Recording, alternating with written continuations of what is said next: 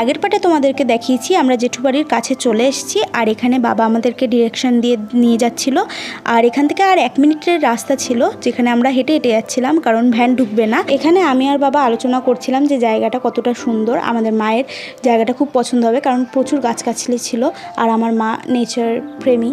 তো এখানে যাওয়ার সঙ্গে সঙ্গে আমাদেরকে টিকা দিয়ে দিল, বাবাকে পরিয়ে দিচ্ছিল জেঠু। আর এখানে কীর্তনও শুরু হয়ে গেছিলো, আমাদের সারাদিন চলবে এটা। আর তারপরে জেঠু আমাকেও টিকাটা দিয়ে দিল। এক্স্যাক্টলি জানি না এটাকে কি বলে, তোমরা যদি জানো আমাকে কমেন্ট করতে পারো। এখানে আমরা সবার সাথে আলাপ করছিলাম, অনেকে এসেছিলো পরিবারে যাদেরকে আমি চিনি না, মা বাবারা চেনে, তাদের সাথে কথাবার্তা বললো। আর এখানে আই থিঙ্ক ভোগের রান্নাই হচ্ছিল। তো এখানে যে পনির কাটছে যে দেখতে পাচ্ছ, সেটা হচ্ছে আমার ছোট দিদি। সে বাবার সাথে ঝগড়া করছিল, কারণ বাবা ছোট দিদিকে চিনতেই পারিনি। আর আমিও কিন্তু জেঠুর সাথে ঝগড়া করেছি, সেটা অফ ক্যামেরায়। কী করলাম নেক্সট